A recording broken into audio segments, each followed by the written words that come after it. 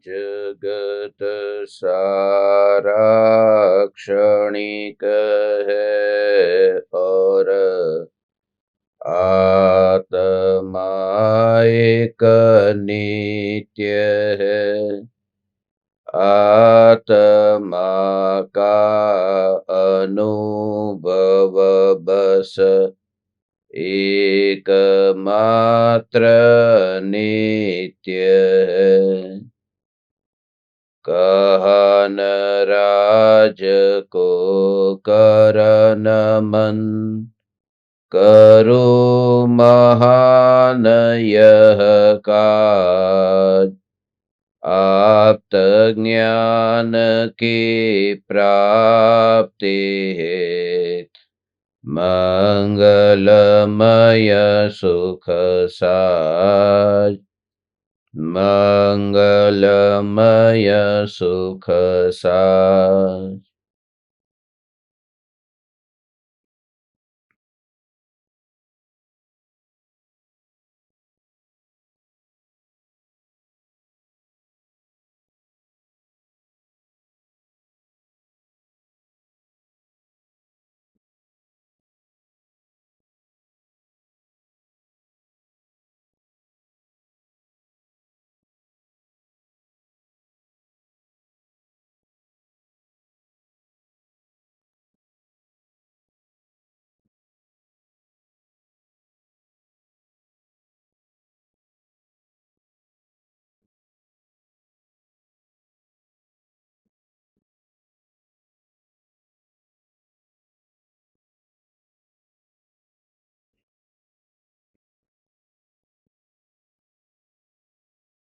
चैतन्य स्वभावी भगवान आत्मा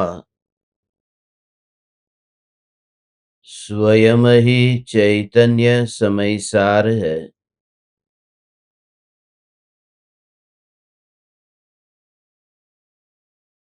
चैतन्य समयसार का प्रतिपादक ग्रंथाधिराज समयसार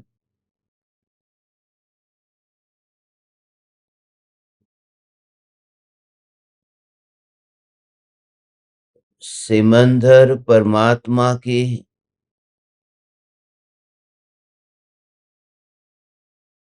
दिव्य ध्वनि का सार है।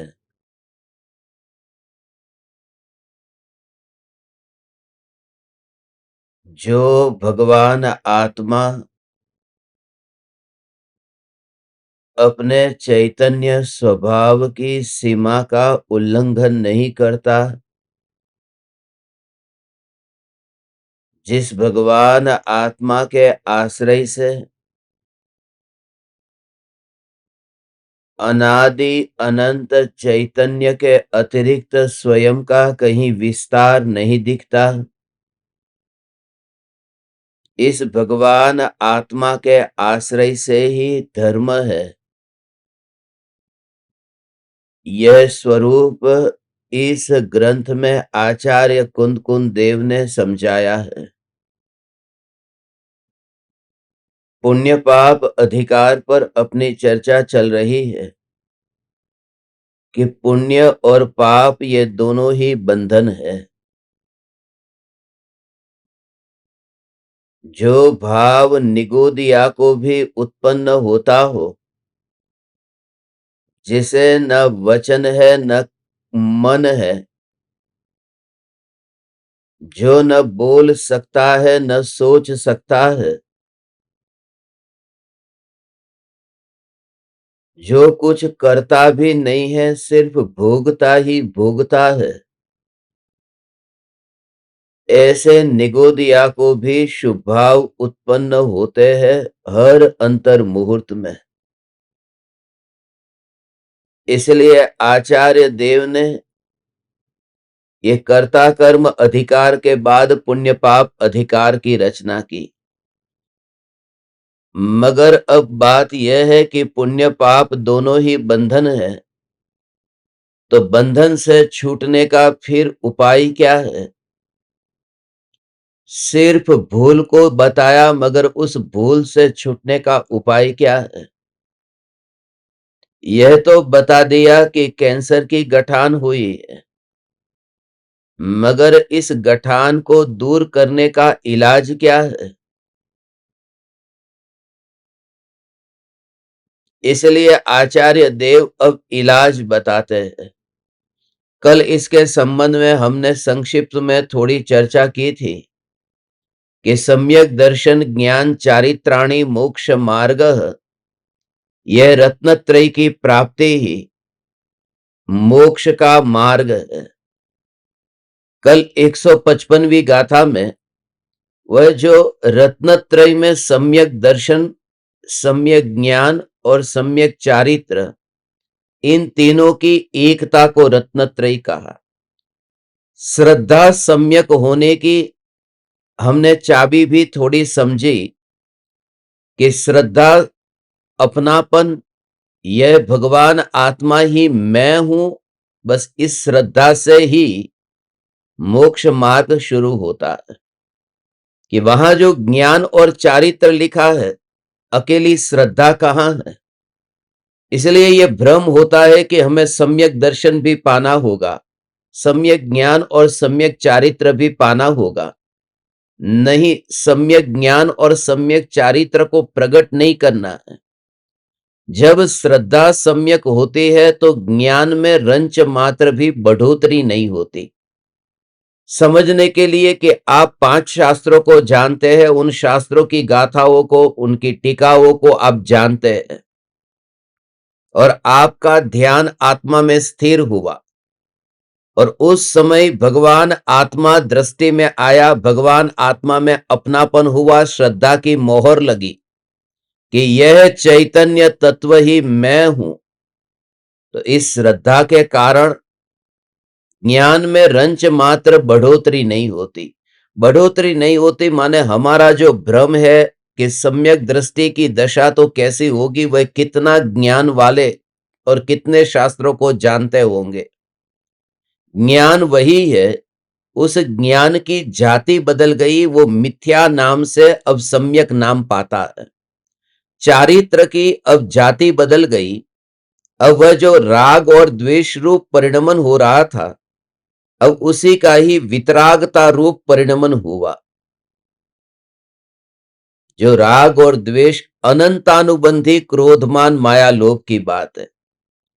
इसमें एक बात और समझने जैसी है, क्योंकि गुरुदेव के प्रवचन सुनकर ऐसा लगता है कि क्रिया तो छोड़ने जैसी है, क्योंकि क्रिया में तो धर्म है नहीं। क्रिया कैसी भी होगी उससे कोई फर्क नहीं पड़ता, क्योंकि क्रिया जड़ की है और यह जड़ का धर्म नहीं है। असल में चारित्र का पालन करना हो तो ये देह की क्रिया जो है, अणुव्रत, महाव्रत, ये क्रिया ये धर्म नहीं है।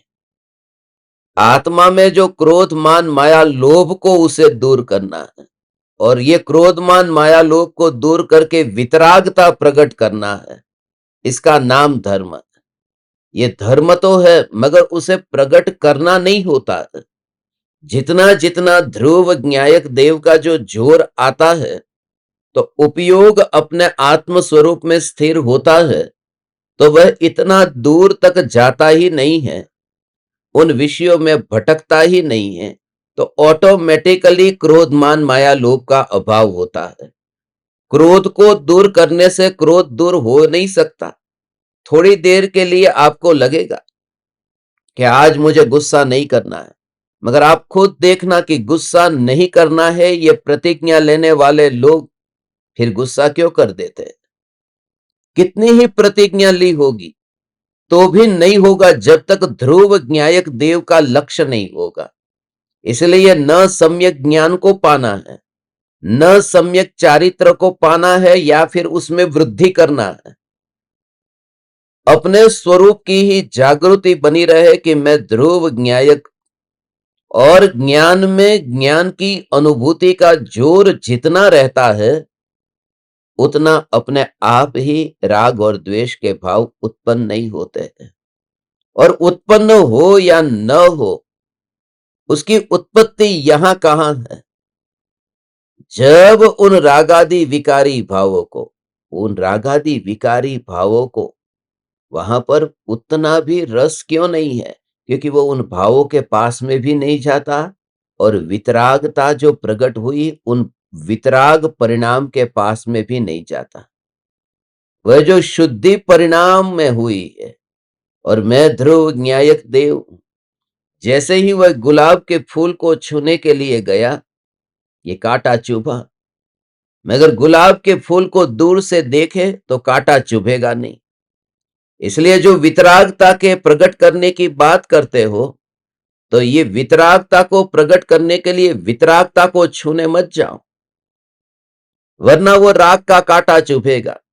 इसलिए ज्ञानी वितरागता को प्रकट करने नहीं जाता, वह प्रकट हुई वितरागता ज्ञान में प्रतिबिंबित होती है।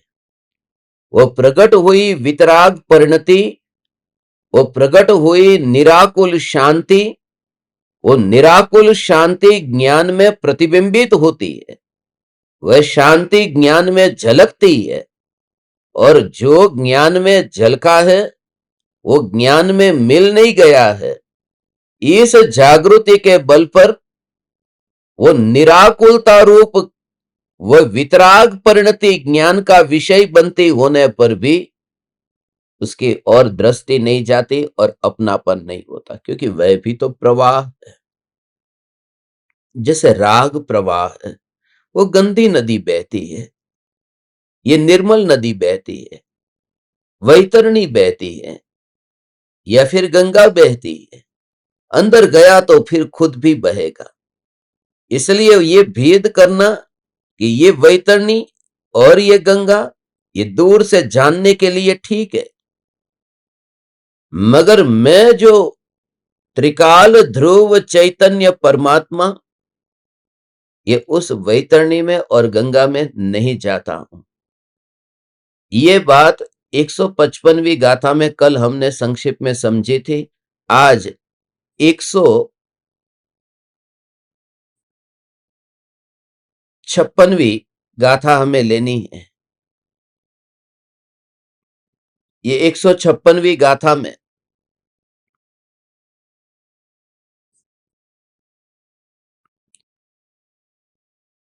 ज्ञानी की उस दशा को बताया है कि जो लोग व्यवहार को छोड़ करके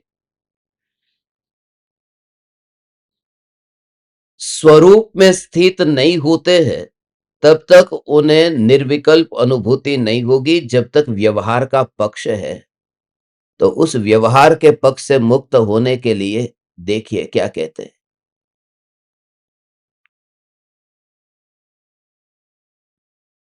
मोतुण निश्चयत्थम व्यवहारेण विदुषा पवठन्ति परमठमसिदान दूजदिनकं मखओ विहिवो। विद्वान लोग निश्चय नहीं के विषयभूत निज भगवान आत्मा रूप परम अर्थ को छोड़कर व्यवहार में प्रवर्तते हैं, किंतु कर्मों का नाश तो निज भगवान आत्मा रूप परम अर्थ का आश्रय लेने वाले यतीश्वरों मुनिराजों के ही कहा गया है।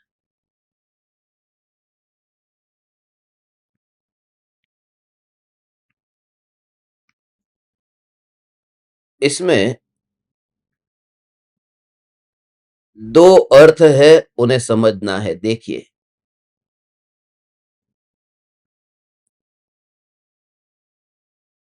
ये मुत्तुण निश्चयठम व्यवहारेण विदुषा पवठन्ति। विद्वान लोग निश्चय नहीं के विषयभूत भगवान आत्मा रूप परम अर्थ को छोड़कर व्यवहार में प्रवर्तते हैं।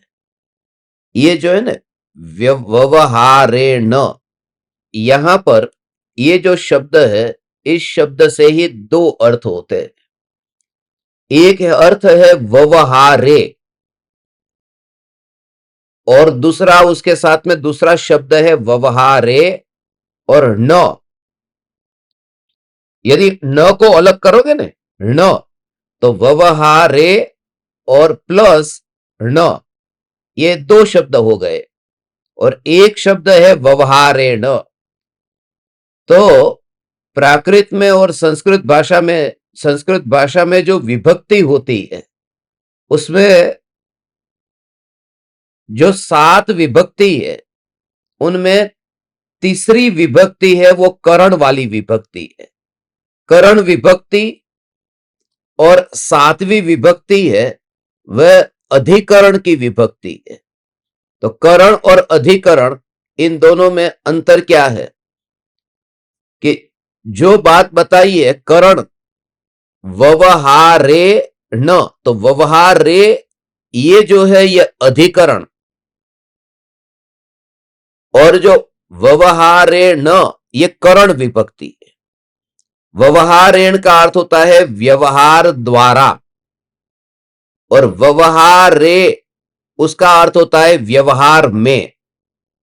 तो वो आधार के लिए बताती है अधिकरण विभक्ति, किसके आधार पर कार्य होता है, और करण विभक्ति है वो किसके द्वारा कार्य होता है। तो इसके इस तरह से दो अर्थ होते हैं।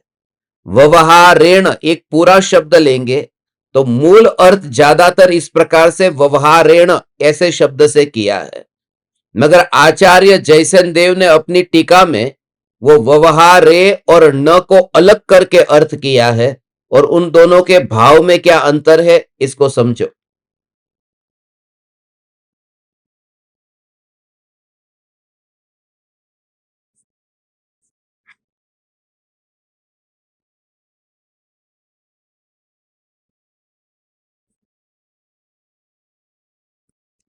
ये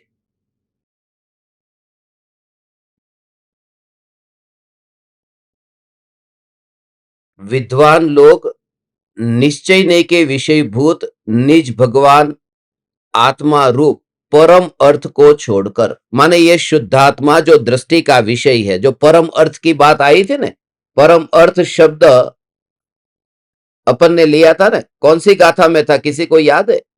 परम अर्थ, वो जो 6 विशेषण थे, 6 शब्द के नाम।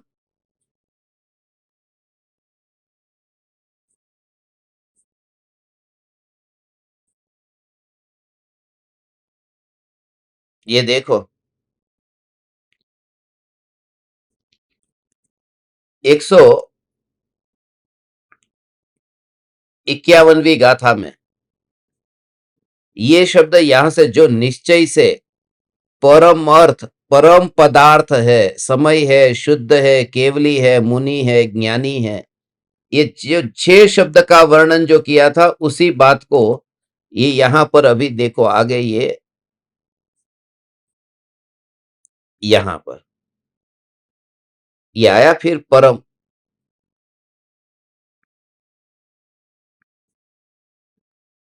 परम अर्थ को छोड़कर, माने वो निश्चय भूत का विषय, वो दृष्टि का विषय भगवान आत्मा को छोड़कर व्यवहार में प्रवर्तते हैं। किंतु और ये जो है व्यवहारेण, कौन प्रवर्ते है? विदुषा, ये विद्वान लोग है, ये उसमें प्रवर्ते है। और किसको? मुत्तूण निश्चयठम, निश्चय नहीं के विषय को छोड़कर मुत्तूणम, और ये प्रवर्ते है। मगर अभी परमठ मस्सिदाण दु जदिन कम्म खवो विहिवो, जो मुनीश्वर है, जो मुनि है, वे तो निश्चय नहीं का विषयभूत भगवान आत्मा है। इस भगवान आत्मा को जो कर्म क्षय का कारण है उसी का आश्रय लेते हैं, वो परमार्थ का आश्रय लेते हैं। ये बात इसमें बताई। पहला अर्थ तो यह है कि विद्वान लोग निश्चय नहीं के विषयभूत भगवान आत्मा को छोड़ करके व्यवहार का आश्रय लेते हैं, व्यवहार में प्रवर्तन करते हैं। और दूसरा अर्थ, विद्वान लोग निश्चय नहीं को छोड़कर व्यवहारे, व्यवहारे शब्द अलग करो और न अलग करो, तो व्यवहार में नहीं प्रवर्तते हैं। एक तो है कि व्यवहार में प्रवर्तते हैं और दूसरा अर्थ है व्यवहार में नहीं प्रवर्तते हैं। तो एक गाथा में दो दो अर्थ क्या कैसे किए कि व्यवहार में प्रवर्तते हैं और व्यवहार में नहीं प्रवर्तते हैं। व्यवहारेण कहो तो व्यवहार में प्रवर्तते, व्यवहारे न प्रवर्तते तो फिर व्यवहार में नहीं प्रवर्तते। इसका अर्थ है जो विद्वान है, विद्वान का अर्थ यदि आप बुद्धि वाले कहोगे, विद्वान माने बुद्धि वाला, विद्वान शब्द जो बना है ना, जैसे धनवान है,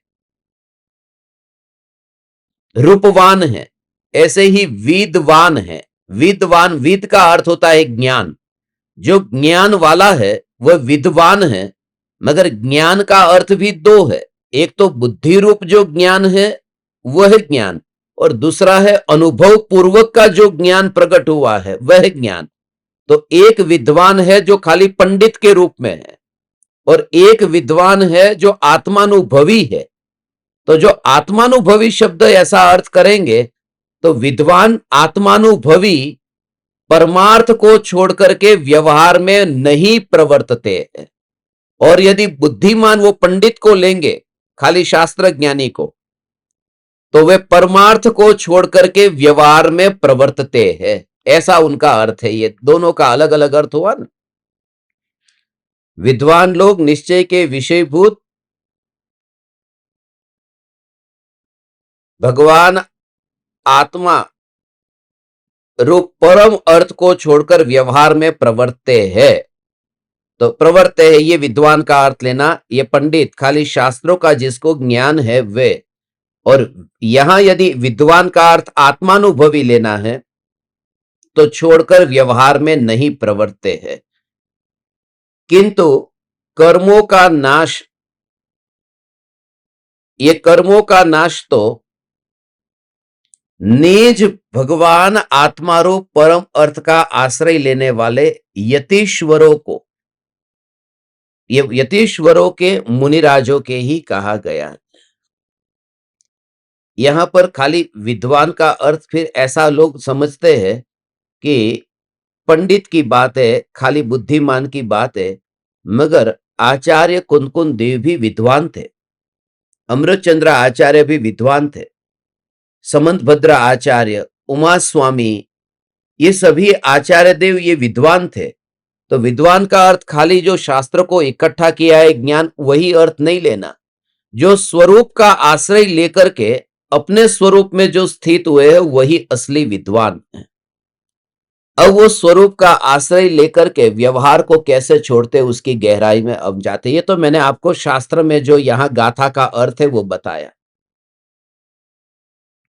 गुरुदेव श्री कांजी स्वामी की ये विशेषता थी, वो भी इस तरह से जैसे पहले गाथा आती है तो गाथा का सीधा अर्थ जो होता है वो बताते थे और फिर उस गाथा का परमार्थ निकालते थे कि इसे हमें अपने आत्म स्वरूप में अपनी साधना में कैसे उपयोग में लेना है। तो व्यवहार का अर्थ क्या लेना कि ये जो बाहर की जो क्रिया है उन क्रियाओं की खाली बात नहीं है। ये दया दान व्रत तप भक्ति का जो भाव है ये व्यवहार का भाव है, उसमें ही प्रवर्तते है। ये जो शुभ भाव जिस पर के लक्ष्य से उत्पन्न होते हैं वो सारा भाव व्यवहार का भाव है। कभी आपको ऐसा लगा ये जो लोग हैं ना, ये समय सार सुनने के लिए बैठे हुए, इन लोगों के लिए कहता हूं ये समय सार सुनते हो भगवान, तो ये समय सार सुनते समय तुम्हें लगता है कि न तुमने पूजा की, न भक्ति की, न व्रत किया, न उपवास किया, बस एकमात्र ध्रुव चैतन्य में हूं, चैतन्य में हूं, चैतन्य में हूं, चैतन्य में हूं। बस कहीं पर भी व्यवहार में पड़ने जैसा नहीं है। मगर भगवान ये भी तो व्यवहार है। मैं चैतन्य हूं, मैं चैतन्य हूं, ये कोई बड़ा काम नहीं है। ये भी बुद्धि का खेल है। कोई चावल चढ़ाता है और कोई चैतन्य का विचार करता है। दोनों में लक्ष्य किसका है? दोनों में लक्ष्य पराये का है। एक में लक्ष्य है परमात्मा की प्रतिमा की ओर, और दूसरे में लक्ष्य है परमात्मा की दिव्य ध्वनि, परमात्मा के वचन और प्रवचन की ओर।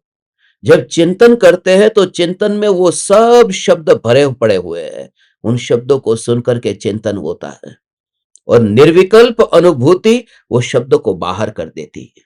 निर्विकल्प अनुभूति भीतर की बात है, वहां पर अंतर की अनुभूति है, वहां पर वो शब्द वहां आता ही नहीं है। शब्द, उसकी रचना, उसके भाव, वो कुछ भी नहीं, मात्र अनुभूति। शब्द नहीं, शब्द के भाव भी नहीं, मात्र अनुभूति। वो अनुभूति जो है, वह अनुभूति, इसलिए लोगों को लगता है कि आत्मज्ञान होते ही तो कितना ज्ञान वाला होता होगा। आत्मज्ञान हुआ उस समय से लेकर के सम्यक दृष्टि अपने को अनुभूति मात्र मानता है कि मैं भगवान आत्मा अनुभूति मात्र हूं, अनुभूति मात्र में भगवान आत्मा हूं। और ये भाव आचार्य कुंदकुंद देव को आता है, मगर आचार्य कुंदकुंद देव अंतर की, वो राग और द्वेष के विकल्प ऐसा हो, वहां पर भी वहां पर भी ऐसे ऐसा अंदर में सत्ता में पड़े हुए हैं, मगर उस प्रकार के भाव सम्यक दृष्टि ज्ञानी धर्मात्मा, बहुत गहरी बात है, बहुत बहुत बहुत बहुत सूक्ष्म बात है भगवान। ओ हो, सम्यक दृष्टि ज्ञानी धर्मात्मा को हो, सम्यक दृष्टि ज्ञानी धर्मात्मा को, ओ हो हो हो हो उस प्रकार का भूमिका के अनुसार विकल्प और राग का भाव आता है, राग का भाव आता है। आचार्य कुंदकुंद देव को शुद्ध भाव है, 7वें गुण स्थान में। ये तुमने कभी जिंदगी में सोचा नहीं होगा, जो मैं तुमसे कह रहा हूं, झटका लग जाएगा तुम्हें। आचार्य कुंदकुंद देव को 7वें गुण स्थान में शुद्ध भाव है, और 6ठे गुण स्थान में शुभ भाव है। शुभ भाव है, शुभ भाव। अब शुभ भाव वो राग रूप होता है कि द्वेष रूप होता है? ये तुम सोचो। अभी जिन्होंने ज्ञान राग रूप या द्वेष रूप, तो मैंने आपको कहा था, ये देखो, ये मोह, ये द्वेष और ये राग, ये तीनों जो भाव है, इनमें जो मोह का भाव है, ये मोह का भाव नियम से अशुभ होता है। मोह का भाव नियम से अशुभ होता है, द्वेष का भाव नियम से अशुभ होता है, राग का भाव दो प्रकार का होता है, शुभ राग और अशुभ राग। शुभ मोह और अशुभ मोह, कहीं ऐसा भेद आपने नहीं सुना होगा। शुभ द्वेष और अशुभ द्वेष ऐसा नहीं होता है, मगर राग में यह है, शुभ राग और अशुभ राग। तो ये जो तीन भेद है, इन तीन भेद में ढाई वाला जो भेद है ना, ढाई, वो तो अशुभ है, और वो आधा जो है, राग वाला आधा, वह शुभ है। ये समझ में आया कि हाँ, ये शुभ भाव है। तो आचार्य कुंदकुंद देव को कौन सा भाव है? एक तो शुद्ध भाव है। तो आचार्य कुंदकुंद देव में अभी मोह का भाव रहेगा। छठा गुणस्थान कौन सा भाव है? छठे गुणस्थान में शुभ भाव होता है कि नहीं होता है? छठे गुणस्थान में तो शुभ भाव, शुभ भाव माने शुभ द्वेष या शुभ राग। छठे गुणस्थान में शुभ राग होता है ना, द्वेष होता है कि नहीं होता? छठे गुणस्थान में द्वेष होता ही नहीं है, वहां तो अशुभ भाव होता ही नहीं है।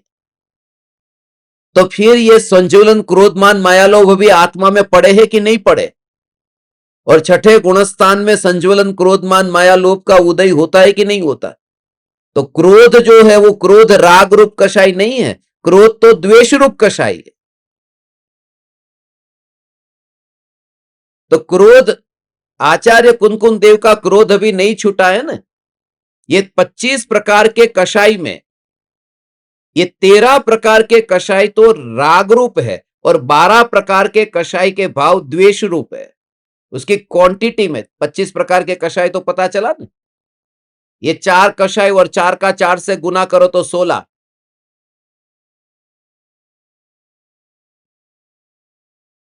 समझ में आए? 16 है ना, वो 16 में 4-4 प्रकार के भेद है।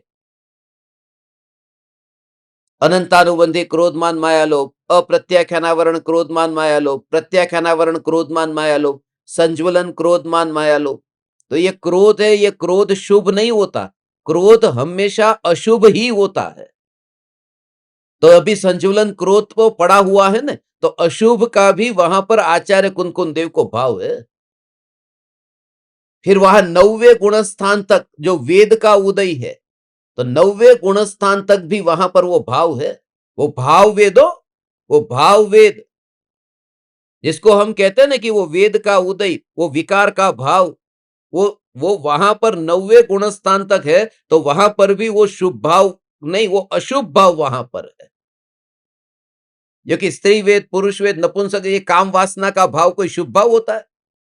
तो ऐसा भाव भी वहां होता है। मैं आपको ये बता रहा हूं कि ऐसे भाव आत्मा में होने पर भी भगवान वो ध्रुव ज्ञायक देव का जोर होने से छठे सातवें गुणस्थान में जुलने वाले यतीश्वर कहलाते हैं। वो कोई भाव मुनि होने में बाधक नहीं बना है। वो तो बोलने की बात है कि छठे गुणस्थान में शुभ भाव होता है, शुभ भाव होता है, मगर छठे गुणस्थान में उस शुभ के अंदर वो पीछे अशुभ भाव भी पड़ा होता है। बात यह है कि तुम जिस क्रोधमान माया लोभ को छोड़ने के लिए दिन रात लगे हुए हो, उन क्रोधमान माया लोभ को छोड़ने में जिंदगी नहीं बितानी है, और ज्ञानी का भी तुम्हें क्रोधमान माया लोभ ही दिखाई देगा। इसलिए तो सम्यक दृष्टि माने बस। वो पवनंजय है, वो पवनंजय अंजना के रूप को देख करके इतने मोहित हो गए हैं।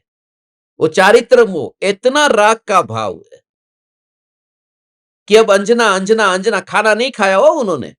आज के जमाने में कोई बेटा ऐसा करेगा, बाप दो चाटे मार के कहेगा चुपचाप बैठ और खाना खा, नहीं तो निकल चल यहां से। वो तो पक्का कि जब तक अंजना से शादी नहीं होगी खाना नहीं खाऊंगा। तो सम्यक दृष्टि को ऐसा राग, सम्यक दृष्टि को ऐसा भाव कि सम्यक दृष्टि माने तुम ऐसा सम्यक दृष्टि को इतना ऊपर चढ़ा दिया कि केवल ही भगवान पाप करेंगे तो चलेगा, हमें प्रॉब्लम नहीं है, मगर सम्यक दृष्टि पाप नहीं करना चाहिए। ये तो सम्यक दृष्टि है, ये ज्ञानी है, ये ज्ञानी है। ज्ञानी को क्या, ज्ञानी ऐसा काम करते। जब तक जूम पर तुम 415 साधक को कम से कम नहीं लाओगे, यूट्यूब पर सत्संग नहीं भेजेंगे। इतनी क्या जरूरत है, इतना आग्रह रखने की जरूरत क्या है? ज्ञानी ऐसा काम कर सकते। यह उतना खतरनाक काम नहीं है जो पवनंजय ने अंजना के प्रति किया था। यह उतना खतरनाक काम नहीं है। मैं कोई ऐसा थोड़ी कह रहा हूं कि जब तक 415 नहीं आएंगे तब तक खाना नहीं खाऊंगा। वो पवनंजय का भाव मैं तुमसे कह रहा हूं। इसलिए तुम्हारे दिमाग में जो ज्ञानी के प्रति जो ऐसा भूसा भरा पड़ा हुआ है उनके संबंध में, वो निकालने जैसा है। सम्यक दर्शन माने उनकी दृष्टि में ध्रुव न्यायक है और उदय के परिणाम चलते रहते हैं। वो तो तुम उन्हें उदय के परिणाम के रूप में देखते हो, इसलिए तुम्हें प्रॉब्लम है। प्रॉब्लम तुम्हारा है, उनका नहीं है। इसलिए भूमिका के अनुसार राग भी होगा, द्वेष भी होगा, कषाय भी होगा, और तुम उनको उस रूप में, भरत चक्रवर्ती जब युद्ध करने के लिए निकले थे तो भरत चक्रवर्ती को लोग कैसा देखते थे? पुण्यशाली, धार्मिक, पापी है, युद्ध करने जा रहे, हिंसा करे वो कौन है, लड़ाई लड़े वो कौन है? ये उत्तम काम कर रहे थे। भरत बाहुबली के साथ में युद्ध लड़े तो 3-3 युद्ध लड़े, दृष्टि युद्ध, जल युद्ध, मुष्टि युद्ध। तो ये कोई उत्तम काम था? ये उनको पुरस्कार देने जैसा काम था?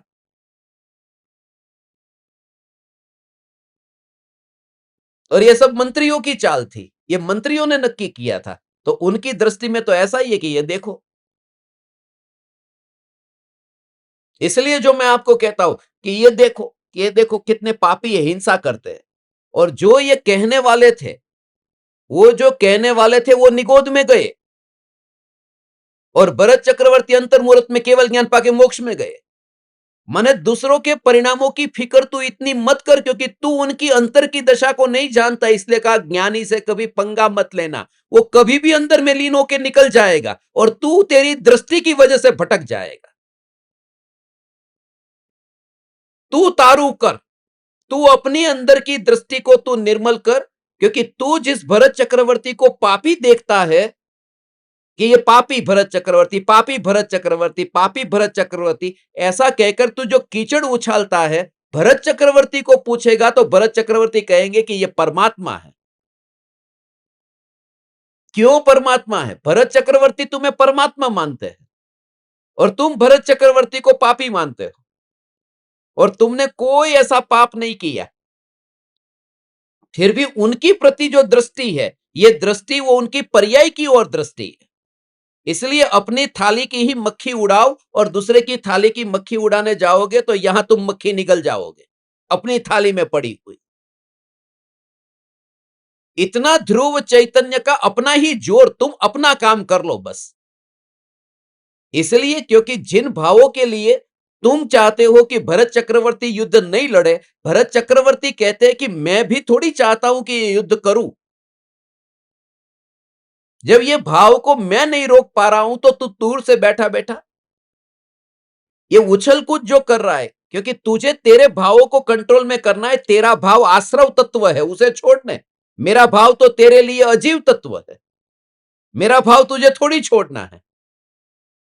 मेरा भाव तो तुम्हारे लिए अजीव तत्व है ना, उसको तो तुम्हें चुपचाप जानना था। तो जिन्हें जानना था उसे छोड़ने जाते हो कि ये सब आग्रह छोड़ देना चाहिए, यूट्यूब पर सत्संग तो आना ही चाहिए। ये क्यों ऐसा करते हो? तुम अपने भावों की फिक्र करो, अपने भावों को, क्योंकि दूसरे के भावों को तुम कुछ नहीं कर सकते। और वो मस्त होकर के कब निकल जाएगा पता नहीं। तुम्हारा जूम भी इधर पड़ा, तुम्हारा यूट्यूब भी इधर पड़ा, और हम वन विहारी हो गए, और तू बैठा रहेगा वहीं पर ही। ये गाथा जो है ये बताती है कि अंतर की परिणति, अंतर की दृष्टि, सम्यक दृष्टि की तुम्हें पता नहीं है। तुम उन्हें उदय के रूप में देखते हो।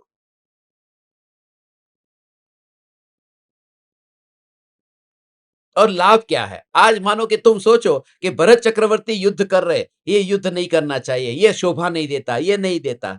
चल, और चल उन्होंने छोड़ दिया ना युद्ध, तो तूने कौन सी दुनिया जीत ली? तू कितना सुखी हो गया? चल न। उनके उनके अंदर होने वाला खराब भाव दूर हो गया, उससे तेरे अंदर कितना सुख प्रकट हुआ। तो ये बताता है कि दूसरे के परिणाम को तू पलटाने जाता है, मगर पलटता नहीं है। मगर पलटता नहीं है, यदि उनकी योग्यता से पलट भी गया तो तुझे क्या मिलने वाला? इसलिए ऐसा चैतन्य का जोर ला कि मुझे अपना ही काम करना है दुनिया में बस। दूसरे के परिणाम वो मेरे लिए अजीव तत्व है। इन भावों को मैं रोक नहीं सकता। फिर सब भाव सबके लिए अलग अलग भाव है। तुम्हारे लिए जो भाव बुरे हैं उनके लिए बुरे नहीं। तुम्हारे लिए जो अन्याय है दूसरे के लिए नहीं हो। तुम्हारे लिए जो अनीति है दूसरे के लिए नहीं हो। उसकी परिस्थिति कैसी होगी, उसका माहौल कैसा होगा, वो तुम कुछ भी नहीं जानते, कुछ नहीं जानते। इसलिए सम्यक दृष्टि अन्याय, अनीति और अभक्त से बचता है। मगर जो तुम जिस दृष्टि से सोचते हो उस दृष्टि से ऐसा हो ही नहीं। सभी का अन्याय अलग अलग होता है, सभी की अनीति अलग अलग होती है। इसलिए ज्ञानी न्यायपूर्वक जीवन जीते। तो आप खुद सोचो कि गर्भवती सीता को वन जंगल में छोड़ देना यह न्याय था क्या?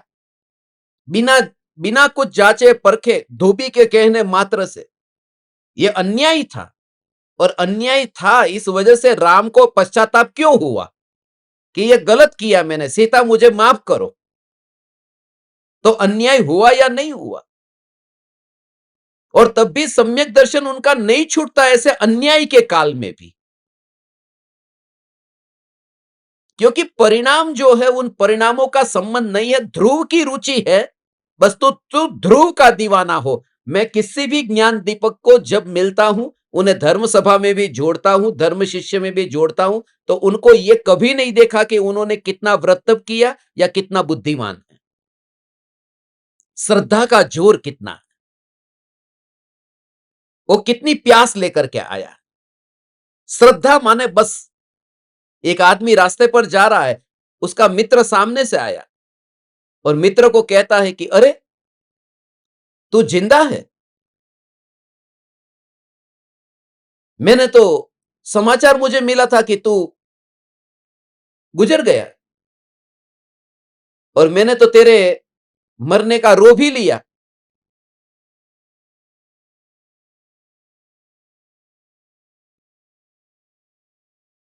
वो मित्र कहता है छोड़, अभी तो मैं तेरे सामने जिंदा हूं ना, वो उसे वो समाचार मिला था, छोड़, जो हो गया सो हो गया, मैं जिंदा हूं ना। नगर ये कहता है कि नहीं, मैं नहीं मानूंगा तू जिंदा है, क्योंकि जिस व्यक्ति ने तेरे मरने का समाचार दिया है उस पर मेरी श्रद्धा तुझसे ज्यादा है।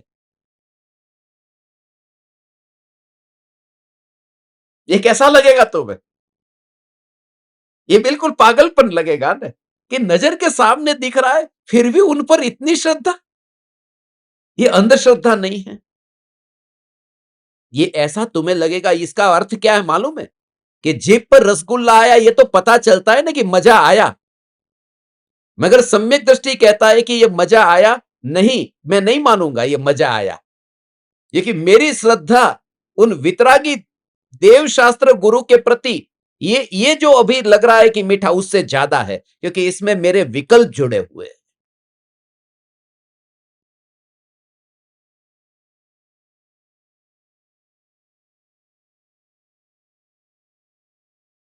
इसमें अपेक्षा भाव जुड़ा हुआ है।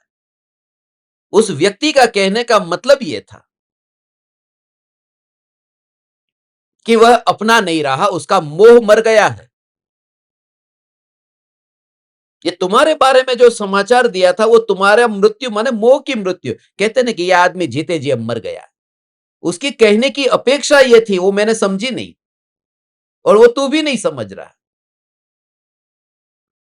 तो वो अनुभव में आता है, मगर अनुभव में आने पर भी वो श्रद्धा इतनी है।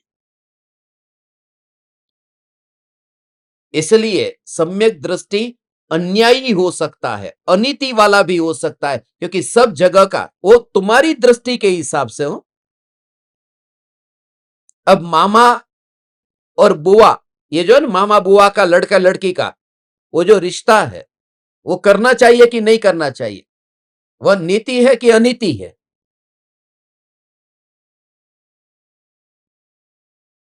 ऐसे जैन परिवार है, एक नहीं कितने जैन परिवार है दक्षिण भारत में।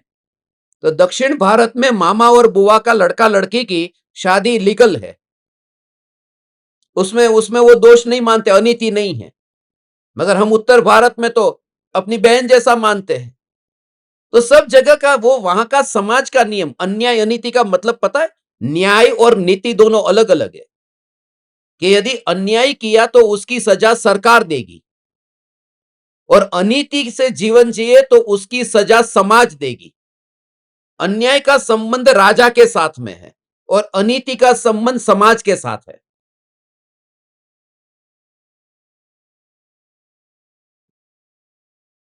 इसलिए वो जो जितने भी है ना, ये हाई कोर्ट है, सुप्रीम कोर्ट है, वहां लिखा रहता है ना उच्च न्यायालय, सर्वोच्च न्यायालय। वो न्याय, न्याय माने अन्याय से, जो अन्यायी है उनको सजा देने की, जो सजा सजा देने का जो स्थान है उसे न्याय कहते हैं, न्यायालय। और जो समाज में जो उसको सजा देंगे, अब मानो कि कोई किसी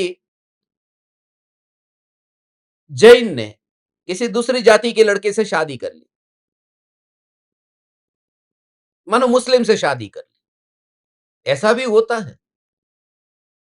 तो सरकार उसको सजा नहीं दे सकती कि भाई दोनों जवान हो गए थे, जो भी वो 21-18 साल की, जो भी उनकी आज के जमाने के हिसाब से जो सरकार के नियम के अनुसार एज होगी, मुझे नहीं पता, मगर वो एज हो गई थी और दोनों ने वहां पर सिग्नेचर कर दिया कोर्ट में, तो सरकार उसे सजा नहीं देगी, मगर हाँ समाज देगा। समाज कहेगा कि इसको निकालो, अब इनके साथ में हमारा कोई संबंध नहीं।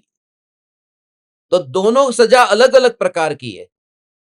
सरकार की दृष्टि में वो अन्याय नहीं है, सरकार की दृष्टि में न्याय है, मगर समाज की दृष्टि में वो अनीति है। तो सब जगह का न्याय और नीति का स्वरूप अलग अलग होता है।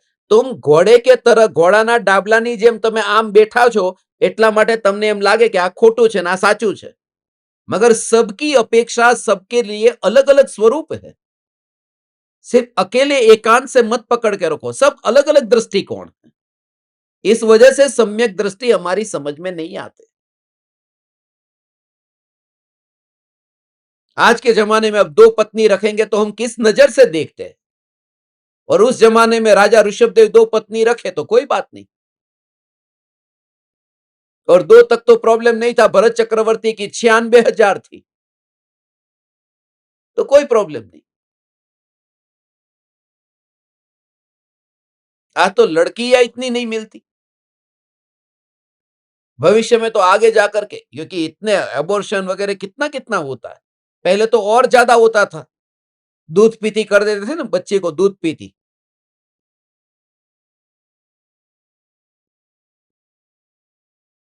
इतना पक्का है कि सम्यक दृष्टि जीव के परिणाम, जो चारित्र संबंधी परिणाम है, उन परिणामों का संबंध सम्यक दर्शन के साथ में बिल्कुल भी नहीं है। और जिसने परमार्थ का आश्रय लिया वो उन भावों पर जोर ही नहीं देता, वो ढीला छोड़ देता है। जैसा भाव हुआ वो हुआ, मगर जीव स्वच्छंदी नहीं होगा। मैं आपसे कहता हूं, स्वरूप का जोर होगा तो नियम से स्वच्छंदी नहीं होगा।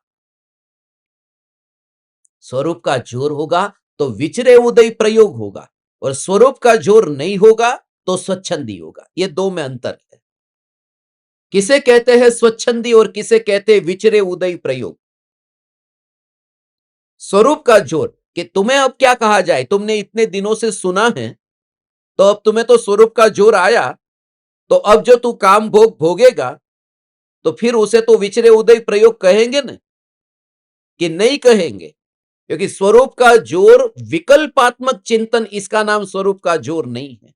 स्व संवेदन प्रत्यक्ष अनुभूति, ये स्वरूप का जोर है। यदि ये अनुभूति हुई तो तुझे जो भी भाव आते हैं वो सब माफ है।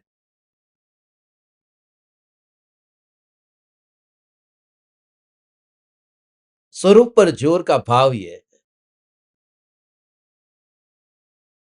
एक श्रद्धा सम्यक हुई और सारे अनंत गुण में अनंत गुणाधिपति आत्मा मोक्ष में गया। पहली बात तो यह कि अनंत गुणों में विकृति होती ही नहीं है, पर्याय में भी नहीं होती हो। अब अस्तित्व गुण है, वस्तुत्व गुण है, प्रमेयत्व गुण है, अगुरु लघुत्व, ये सब जो 6 सामान्य गुण है, अस्तित्व, वस्तुत्व, द्रव्यत्व, प्रमेयत्व, अगुरु लघुत्व, प्रदेशत्व, ये 6 सामान्य गुण है। उसमें क्या विकार होगा? उसमें कौन सी मलिन पर्याय होगी? कुछ नहीं। तो ये कुछ गिने चुने गुण है जिसकी पर्याय मलिन होती है। श्रद्धा है, चारित्र है, सुख है, वीर्य है।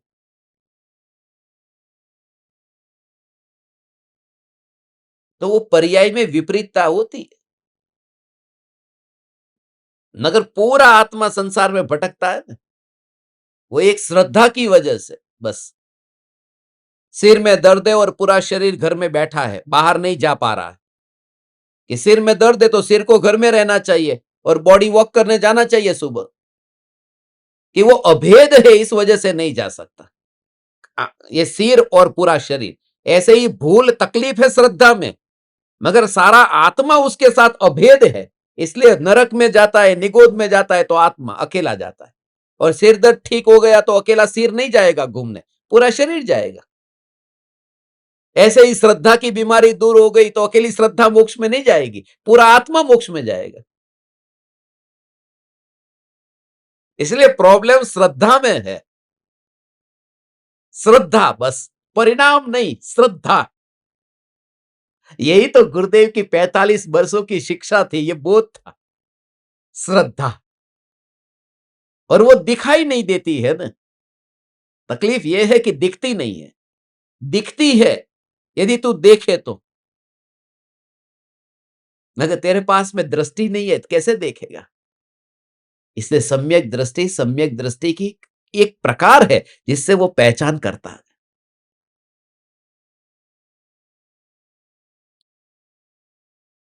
मगर उसके लिए उनके पास में बैठेंगे, चर्चा करेंगे, बातचीत करेंगे, तब उनके साथ में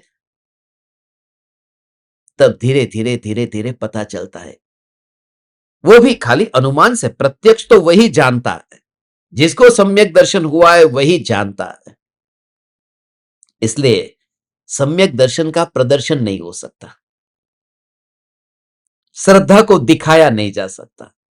चारित्र दिख जाता है, आज ये भूखा है, प्यासा है, ये दिख जाता है। श्रद्धा दिखती नहीं है ना, और दिखती नहीं है। ओ हो।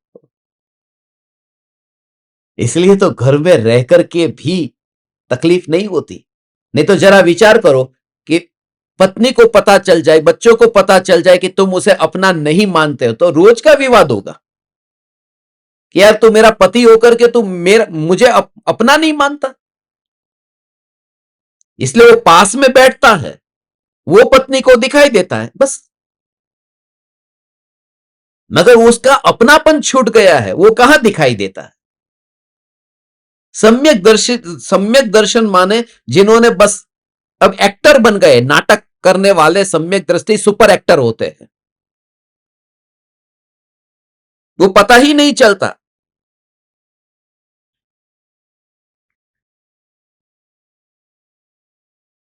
इसलिए तो बनारसीदास जी ने नाटक समयसार लिखा।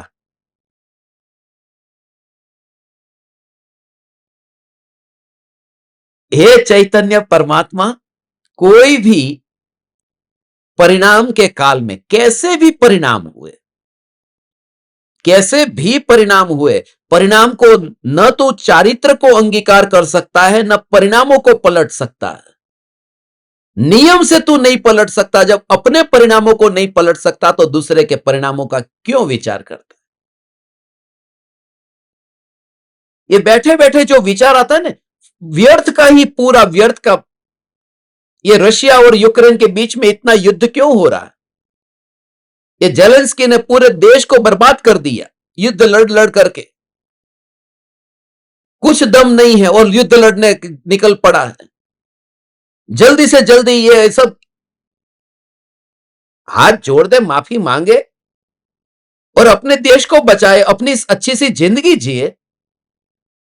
अब ये बैठे बैठे घर में टीवी पे देखते देखते तू भाव भाता है, तेरा भाव, वो तुझे लगता है कि वो खुद अपने भावों को नहीं पलट सकता है, तो तू उनके भावों को कैसे पलटने जाएगा। बस आज का पूरा बोध है, तू तारू कर, तू अपना कर, बस तू तारू कर।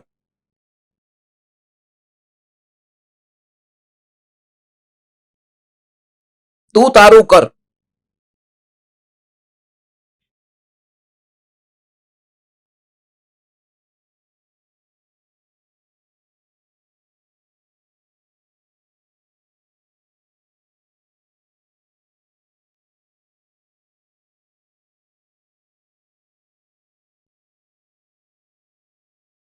मगर मुझे यही पता नहीं है कि मुझे क्या करना है। मारू कर, वो क्या करूं मैं अपना, ये तो बता दो। तू तारू कर, वो भी तो पता नहीं।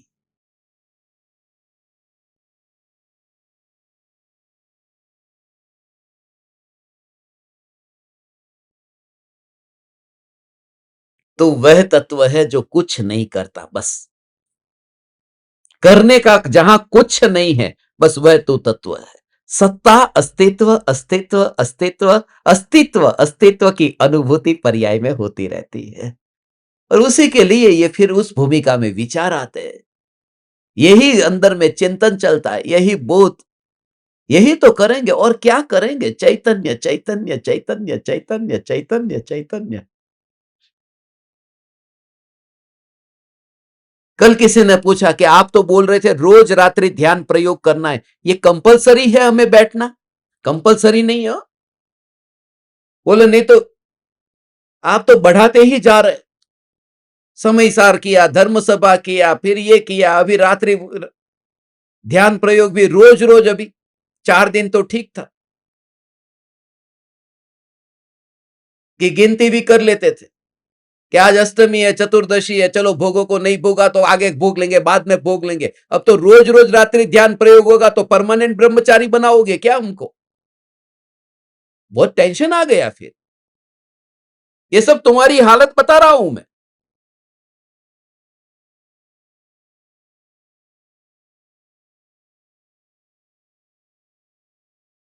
ये तुम्हें इसको रोज अटेंड करना पड़ेगा कि नहीं? नहीं। तो फिर क्यों? अरे इसके अलावा मैं क्या करूंगा? ये ऐसा ही है, जिंदगी भर यही किया है तो यही चलता रहेगा। मरते समय तक चैतन्य चैतन्य और अनंत काल तक चैतन्य चैतन्य चैतन्य। जैसे महिला होती है ना, वो देखो आप, वो अपने घर में खाना ही बनाती रहती, यदि वो दूसरे के घर में गई तो भी सीधी किचन में घुसेगी। उसका पति वो पुरुष के साथ में बात करता होगा और वो सीधी किचन में जाकर के कुछ ना कुछ बर्तन पकड़ लेगी, क्योंकि उसे वही करना है। वो खुद के घर में रहे या दूसरे के घर में, उसका काम ही वो है, किचन में जाके काम करना बस।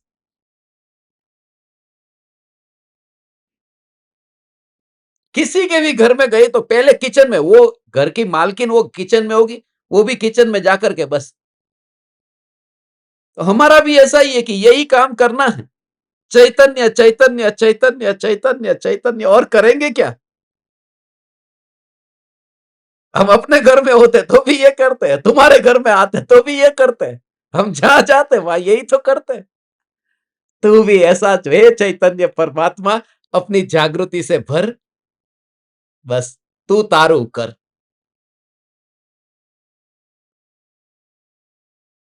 दूसरों के परिणामों की फिक्र मत कर और अपने परिणामों की भी फिक्र मत कर। परिणाम जिसमें नहीं है, ये ध्रुव सत्ता ही मैं हूं। ये देखो, 156वीं गाथा, विद्वान लोग निश्चय नहीं के विषयभूत, निज भगवान आत्मा रूप, परम अर्थ को छोड़कर व्यवहार में प्रवर्तते हैं, किंतु कर्मों का नाश तो निज भगवान आत्मा रूप परम अर्थ का आश्रय लेने वाले।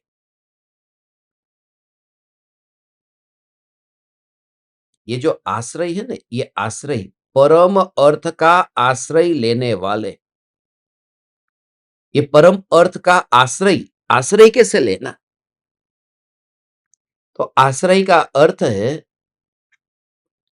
उसी में अपनापन करना।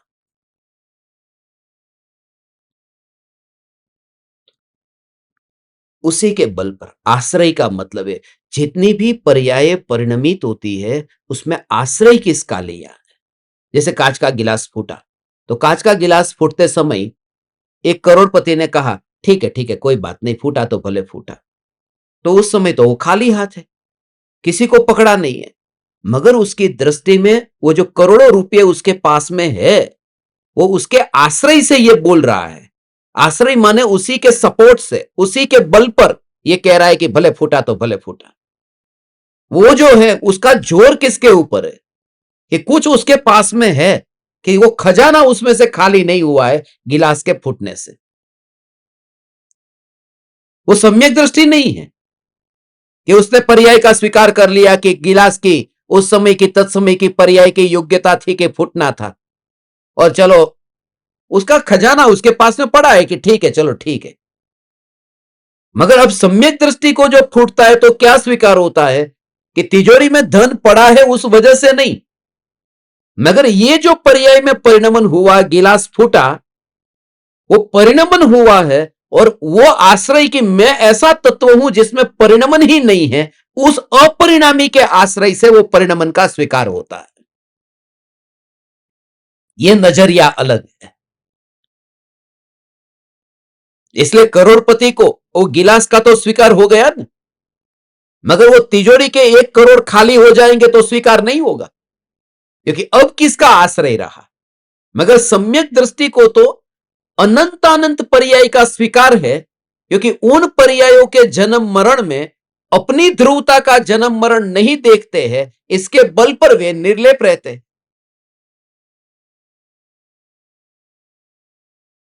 ज्ञानी प्रत्येक क्रमबद्ध पर्याय की श्रद्धा ज्ञानी को इसके बल पर है, क्योंकि पर्याय मेरा स्वरूप नहीं है और पर्याय में जो परिणमन होता है उसमें ध्रुव जाता नहीं है, परिणाम प्रवाही है। और न्यायक देव घन है, सॉलिड और लिक्विड। तो द्रव्य है वो सॉलिड है और पर्याय है वो लिक्विड है। तो लिक्विड के बहने से सॉलिड में कुछ भी बहना नहीं होता। ये सॉलिड तत्व, ये ध्रुव घन तत्व मैं हूं, ये 156वीं गाथा, इसके लिए भी 56 का सीना चाहिए, ये मानने के लिए कि बस कोई भी परिणाम होंगे सब चलेंगे, परिणाम कोई भी होंगे सब चलेंगे, क्योंकि परिणाम का स्वभाव ही चलना है, ठहरना नहीं है। और मैं हमेशा ठहरा हुआ तत्व हूं, ये ध्रुव न्यायक देव में। आप परमात्माओं को प्रणाम, और ज्ञान दीपकों को जोड़ो और साधकों को जोड़ो, मैसेज भेजो, फेसबुक का अकाउंट बनाओ, इंस्टाग्राम का अकाउंट बनाओ, जल्दी से जल्दी बस 1000 साधकों को अभी अपन को जोड़ना है, हजारों को जोड़ना है। ये वाणी क्यों नहीं पहुंचानी, मुझे तो भाव आता है कि दुनिया का कोई कोना बाकी नहीं रहना चाहिए, कहीं कोई आइलैंड बाकी नहीं रहना चाहिए, कोई शहर बाकी नहीं रहना चाहिए। कृपालु देव की ये वाणी और गुरुदेव की वाणी पहुंचे, क्योंकि ये भाव अभी नहीं आएगा तो फिर क्या आएगा। शराब के ठेके में जाने का, पार्टी में जाने का, किट्टी में जाने का, जलसा करने का, इंद्रिय विषय को भोगने का, जो ये काम तुमको बुरा नहीं लगता है और चैतन्य का प्रचार सारी दुनिया में हो, वो विकल्प लगता है। थोड़ा गहराई में विचार करके, चिंतन करके इस धर्म के प्रचार में लगो, बस यही भावना भाता हूं। अनंत अनंत प्रणाम भगवान। चैतन्य समयसार, चैतन्य समयसार, चैतन्य समयसार।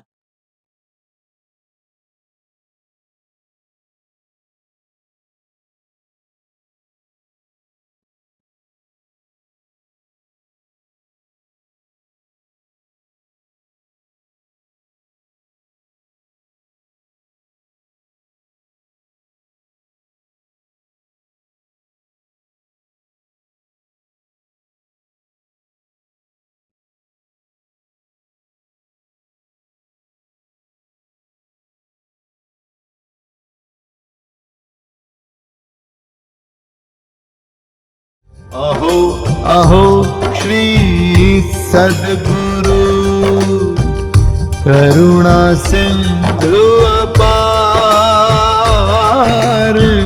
इस पामर पर प्रभु किया अहो अहो उपकार,